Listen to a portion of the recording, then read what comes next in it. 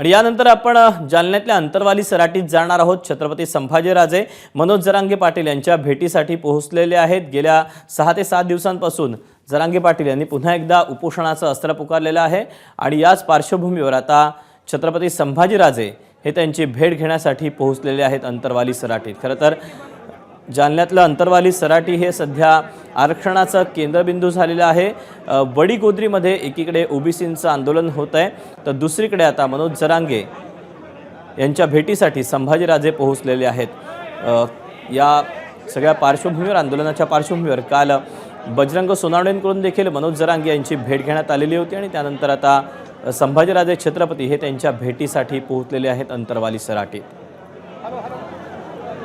जरांगेंच्या काही प्रमुख मागण्या आहेत, त्या मागण्यांची लवकरात लवकर पूर्तता करावी या पार्श्वभूमीवर मराठा समाजानं राज्यभरामध्ये आंदोलनं पुकारलेली आहेत आणि जरांगे जे आहेत ते उपोषणाला बसलेले आहेत। त्यांची प्रकृती काहीशी खालावलेली आहे, त्यांना उपचाराची गरज असल्याचं देखील त्यांनी म्हटलेलं होतं आणि त्यानंतर आता काही दिवसांपूर्वी देखील मनोज जरांगे आणि छत्रपती संभाजीराजे यांची भेट झालेली होती जालन्यातच आणि त्यानंतर आता पुन्हा ज्या वेळेला मनोज जरांगे पाटील हे आता उपोषणाला बसलेले आहेत तर त्यांच्या भेटीसाठी संभाजीराजे छत्रपती हे पोहोचलेले आहेत।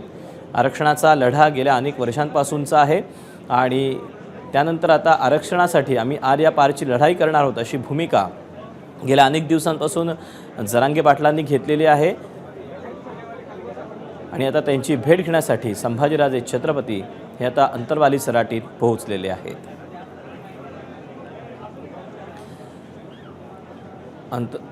आपण याबद्दलचे अपडेट जाणून घेऊया तर रवी मुंडे आपल्यासोबत आहे। रवी, छत्रपती संभाजीराजे आता मनोज जरांगेंच्या भेटीसाठी पोहोचलेले आहेत। खरं तर गेल्या अनेक दिवसांपासून अंतरवाली सराटी असेल किंबहुना हा जो परिसर आहे तो एक आरक्षणाचा केंद्रबिंदूच झालेला आहे, आंदोलनाचा केंद्रबिंदू झालेला आहे।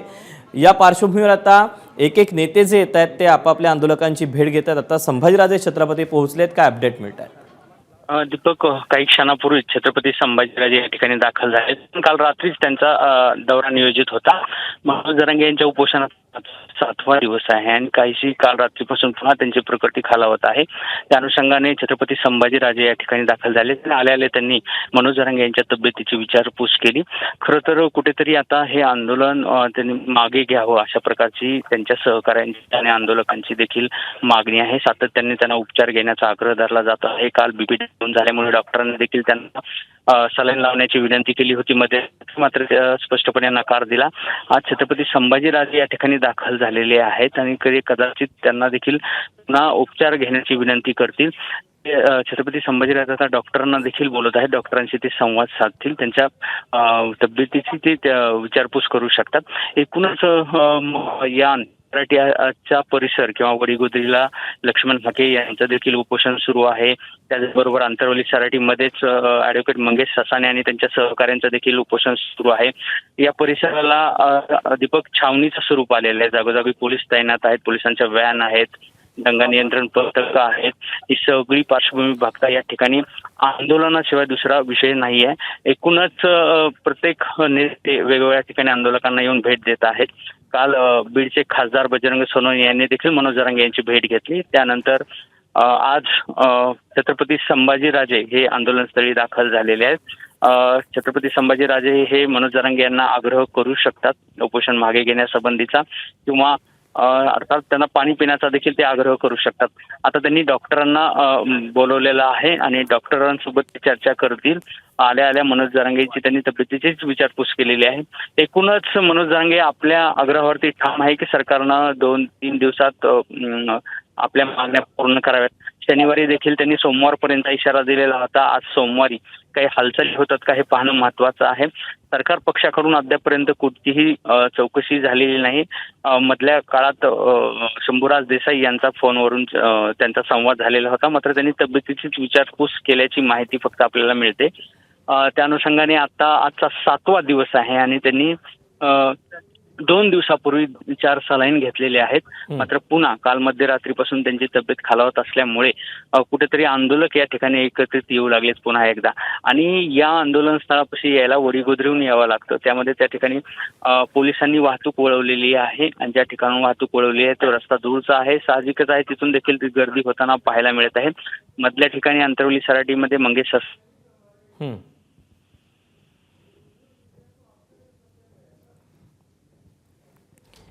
तेव्हा काही कारणास्तव रवीचा संपर्क तुटलेला आहे, परंतु आता अंतरवाली सराटीमध्ये छत्रपती संभाजीराजे पोहोचलेले आहेत. मनोज जरांगे यांची भेट घेण्यासाठी गेल्या 7 दिवसांपासून जरांगेंचं उपोषण सुरू आहे. ते उपचार करण्यासाठी नकार देतात. त्याचमुळे आता छत्रपती संभाजीराजे हे त्यांना उपोषण मागे घेण्याची विनंती करू शकतात, त्यासोबतच उपचार घेण्याची देखील विनंती करू शकतात. सध्या संभाजीराजे हे आता डॉक्टरांसोबत देखील चर्चा करणार आहेत, वार्तालाप करणार आहेत आणि त्यानंतर आता ते जरांगेंना उपचार घेण्यासाठी त्यासोबतच उपोषण मागे घेण्यासाठी देखील विनंती करू शकतात, तसं सांगू देखील शकतात. काही दिवसांपूर्वी देखील संभाजीराजे आणि मनोज जरांगे यांची भेट झालेली होती आणि आता जरांगे यांनी खरं तर आत्तापर्यंत 3 ते 4 वेळाच केवळ सलाईन लावलेला आहे अशी माहिती काही वेळापूर्वी रवी मुंडे देखील देत होता आपल्याला. आणि त्यानंतर त्यांनी पुन्हा उपचार घ्यायला नकार दिल्यानं आता काल मध्यरात्रीपासून जरांगेंची प्रकृती ही काहीशी खालावलेली आहे. त्यांनी उपचार करण्यास नकार दिलेला आहे. त्यामुळे आता मराठा आरक्षणाबाबत एकीकडे उपसमितीची महत्त्वाची बैठक पार पडते. एक स्मरण यात्रा देखील जे जरांगेंचे समर्थक आहेत ते देखील मुंबईपर्यंत ही यात्रा घेऊन आलेले होते आणि त्यामुळेच आता ही स्मरण यात्रा मुंबईमध्ये घेऊन आल्यानंतर त्यांनी मुख्यमंत्री त्यासोबत शंभूराज देसाईंची या सगळ्या समर्थकांची भेट झालेली होती. त्यानंतर खासदार बजरंग सोनावणे यांनी देखील काल जरांगेंची भेट घेतलेली होती. त्यांना देखील उपचार घेण्याची विनंती केलेली होती, प्रकृती जपण्याचं आवाहन केलेलं होतं आणि त्यानंतर आता संभाजीराजे छत्रपती हे आता जरांगेंच्या भेटीसाठी पोहोचलेले आहेत अंतरवाली सराटीत. इथूनच खरं तर अंतरवाली सराटीतच अगदी 1.5 ते 2 किलोमीटरच्या अंतरावर मंगेश ससाणे ओबीसी आरक्षणासाठी त्यांचं देखील उपोषण सुरू आहे. तर अगदी वडीगोद्रीमध्ये इथून पुढे काही अंतरावर नवनाथ वाघमारे आणि लक्ष्मण हाके यांचं देखील आंदोलन सुरू आहे. त्यामुळे आता अंतरवाली सराटीला या सगळ्या पार्श्वभूमीवर जे उपोषण आंदोलन सध्या सुरू आहे त्यामुळे एक छावणीचं स्वरूप प्राप्त झालेलं आहे आणि आता आपल्या मागण्या ज्या आहेत त्या मागण्या मान्य कराव्यात. जोवर मागण्या मान्य करत नाही तोवर आपण आपल्या निर्णयावर ठाम असल्याचं मनोज जरांगे यांनी सांगितलेलं आहे. त्यामुळे आता अनेक नेत्यांकडून त्यासोबतच कार्यकर्त्यांकडून समर्थकांकडून मनोज जरांगे पाटील यांना उपचार घेण्याची विनंती करण्यात येते. परंतु आरक्षणाचा लढा आहे तो आपण असाच निकरानं लढत राहू असं देखील त्यांनी या अगोदर अनेकदा स्पष्ट केलेलं आहे. तर दुसरीकडे आता संभाजीराजे छत्रपती हे आता डॉक्टरांसोबत देखील चर्चा करतायत. तर दुसरीकडे आता ते संभाजीराजे हे आता मनोज जरांगेंना देखील उपचार घेण्यासाठी सांगू शकतात. मराठा आरक्षणाबाबत मंत्रिमंडळाच्या बैठकीनंतर आज उपसमितीची देखील बैठक पार पडणार आहे. सह्याद्री अतिथीगृहावर दुपारी 2 वाजता या बैठकीचं आयोजन करण्यात आलेलं आहे. त्यामुळे गेल्या अनेक दिवसांपासून राज्यभरामध्ये आरक्षणाच्या मुद्द्यावरून धनगर समाज असेल त्यासोबतच मराठा समाज असेल यांनी आंदोलनाचं हत्यारूप असलेलं आहे. तर दुसरीकडे ओबीसी देखील आरक्षणाच्या पार्श्वभूमीवर आक्रमक झालेले पाहायला मिळतात. या अगोदर देखील ओबीसी समाजाकडून देखील आंदोलन करण्यात आलेलं होतं.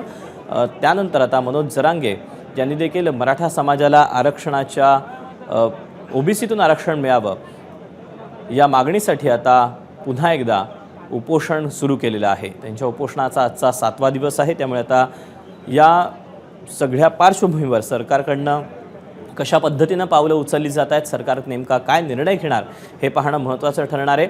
जी अपडेट येते त्यानुसार चंद्रकांतदादा आणि शंभूराज देसाई यांच्या उपस्थितीमध्ये आज मराठा आरक्षणाबाबत मंत्रिमंडळाच्या बैठकीवर उपसमितीची बैठक पार पडणार आहे.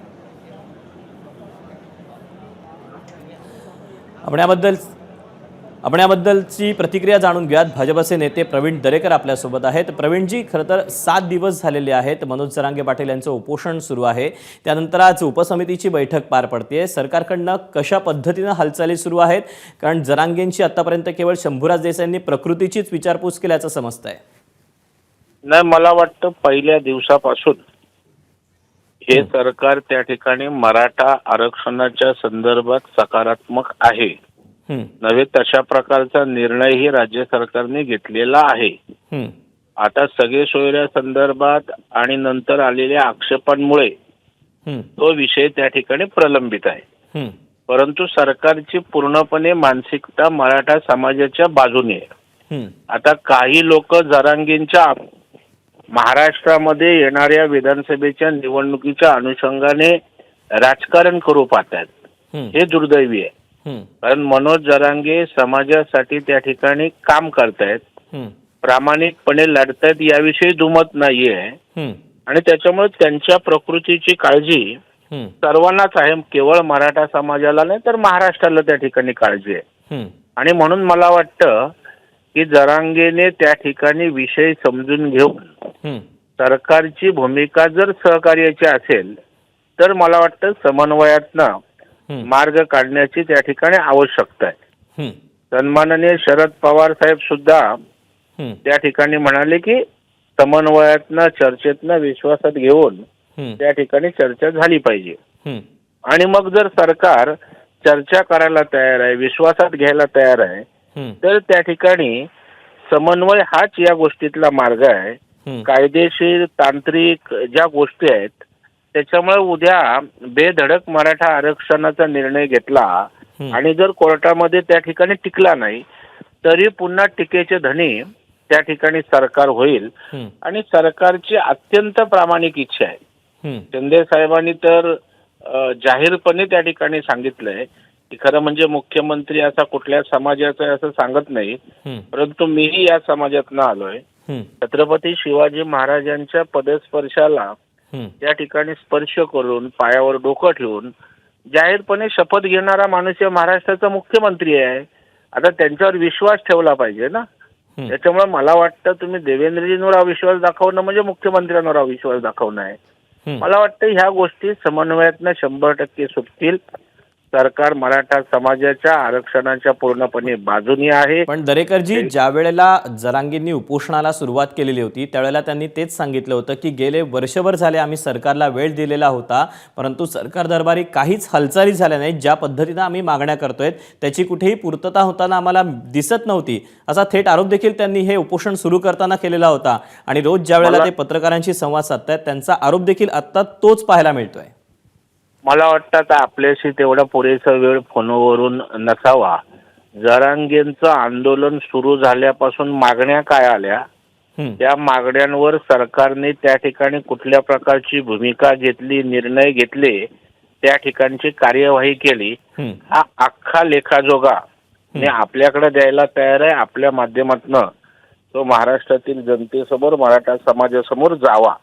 कारण आता एकही विषय नाही की ज्याला सरकारने त्या ठिकाणी रिस्पॉन्ड केलं नाही, परंतु प्रत्येक वेळेला मागण्या बदलत गेल्या, ऍडिशन्स होत गेल्या आणि त्यातनं काही सामाजिक इक्वेशन्स आणि संविधानिक अडचणी त्या ठिकाणी निर्माण झाल्या. आणि मग शेवटी लोकशाही आहे, आपल्याला कायद्याच्या चौकटीत, घटनेच्या चौकटीत राहून काही गोष्टी कराव्या लागतात आणि त्याच्यामुळं उशीर होतोय. परंतु ह्या सगळ्या गोष्टीचा नेमका फायदा त्या ठिकाणी आता निवडणुका तोंडावर असल्या कारणानं काही नेते, काही पक्ष, काही आपल्या खरं तर राजकारण या सगळ्या पार्श्वभूमीवर करतात असा आपला आरोप आहे. खरं तर या सगळ्या पार्श्वभूमीवर आता काय नेमका तोडगा निघतोय आणि जरांगे उपोषण कधी मागे घेत आहेत, त्यांच्या मागण्यांची पूर्तता होते का हे पाहणं आता महत्त्वाचं ठरणार आहे. प्रवीणजी, धन्यवाद आपण या सविस्तर प्रतिक्रिया दिलीत एबीपी माझा याबद्दल. एबीपी माझा, उघडा डोळे बघा नीट.